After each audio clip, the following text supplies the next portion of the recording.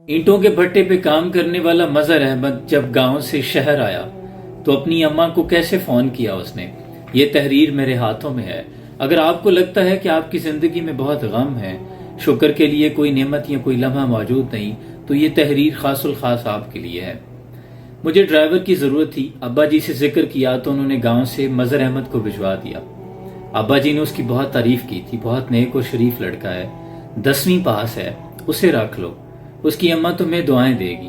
اور ماں کی دعائیں میرا سب سے بڑا ویک پوائنٹ تھا، میں دعائیں ہاتھ سے کیسے جانے دیتا، فوراً مظہر احمد کو بھیجنے کا کہہ دیا۔ وہ گاڑی چلانا جانتا تھا، کچھ دن کی ٹریننگ کے بعد اس نے باقاعدہ چارج سنبھال لیا۔ ابا جی مظہر کے بارے میں ٹھیک کہتے تھے، اس کا اندازہ مجھے اس دن ہو گیا۔ صبح جاگنگ سے واپسی پر سرونٹ کوارٹر سے آتی تلاوت کی آواز نے میرے قدم روک لیے۔ یہ مظہر احمد تھا۔ میرا وہ سارا دن بہت اچھا گزرا۔ میں اپنے دل کی خوشی کی وجہ نہیں جان پایا، مگر میں خوش تھا، بہت خوش۔ اور پھر میں اکثر خوش رہنے لگا۔ روزمرہ کی مصروفیات، بزنس کے معاملات، سب کچھ ویسا ہی تھا، فرق صرف اتنا تھا کہ اب مجھے چیزیں پریشان نہیں کیا کرتی تھیں۔ دل کو اٹھا کر کسی نے پرسکون جگہ پر رکھ دیا تھا۔ دل نے بے چین ہونا، پریشان ہونا کیوں چھوڑ دیا؟ شاید میں جان نہ پاتا اگر مظہر احمد کی اپنی والدہ سے ہونے والی گفتگو نہ سنتا۔ بھیگی آواز سے وہ اپنی والدہ کو حال احوال بتا رہا تھا۔ اماں میں بہت خوش ہوں، تیری دعاؤں کا پھل ہے اماں، دعاؤں کا پھل میٹھا ہوتا ہے نا، تو ہی تو کہا کرتی تھی پورے 20,000 تنخواہ ہے، جلدی پیسے بھیجوں گا۔ 2 پہیوں سے 4 کا یہ سفر بڑا انوکھا ہے اماں، تیرے سائیکل چلانے والے کملے مظہر کو اللہ نے بہت نوازا ہے۔ جانتی ہے اماں، میں بہت سوچتا رہا کیسے چلتی ہے یہ گاڑی، موٹر کیسے کام کرتی ہے۔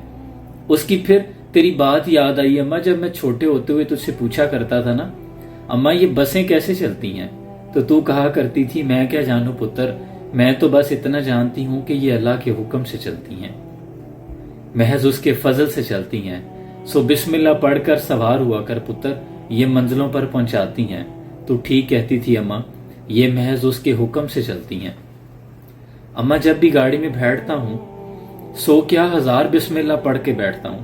اماں تیرا مظہر پٹھے پر شدید گرمی میں سڑا کرتا تھا، مالک اکثر مزدوری بھی نہیں دیا کرتا تھا، پٹھے پر پکتی اینٹیں بھی تیرے مظہر کی محنت کی گواہ تھی اماں۔ مظہر احمد کی آواز میں محسوس ہونے والی کن اس فکرے کے بعد موسلادھار بارش میں بدل گئی تھی۔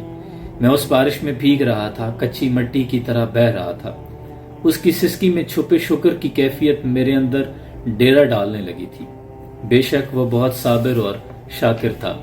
وہ اپنی والدہ کو بتا رہا تھا، شدید گرمی میں ٹھنڈی کار میں بیٹھتا ہوں تو اس مزدور کی خوشی کا خیال آتا ہے جس کی مزدوری اس کا پسینہ خشک ہو جانے سے پہلے عطا کر دی گئی ہو۔ تیرے مظہر کی ساری مزدوریاں رب نے جمع کر رکھی تھی اماں، یکمشت ادا کر دی اس نے۔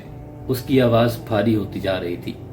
ہاں اماں، آیت الکرسی پڑھ کر بیٹھتا ہوں، چاروں کول بھی پڑھتا ہوں اماں، صاحب جی کے لیے دعا کرتا ہوں، لو بھلا کیسے نہ کروں اماں، اللہ ان کو سکون اور خوشیاں عطا فرمائے، ان کے کاروبار میں برکت دے، آمین۔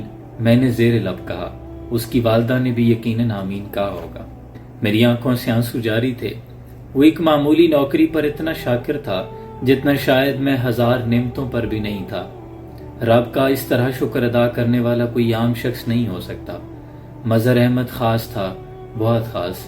دادی کے گاؤں والے گھر کے باورچی خانے میں جالی والی ایک الماری ہوا کرتی تھی جسے نعمت خانہ کہتے تھے۔ وہ کھانے پینے کا سامان اور خاص طور پر ابلا دودھ اس میں ٹھنڈا ہونے کے لیے رکھا کرتی تھی۔ مظہر احمد نے میرے دل کو اٹھا کر نعمت خانے میں رکھ دیا تھا۔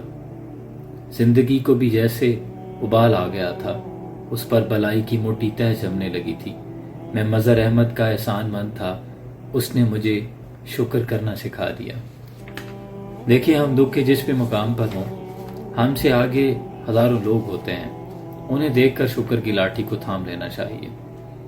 اور ہمارے پاس اتنی نعمتیں ہیں کہ ہم شکر تو بھول ہی چکے ہیں۔ شیخ سعدی سے کسی نے پوچھا کہ حضرت حال کیسا ہے، تو کہنے لگے کہ اللہ کی نعمتیں کھا کھا کر دانت ٹوٹ گئے ہیں، لیکن زبان ہے کہ نہ شکری سے باز نہیں آتی۔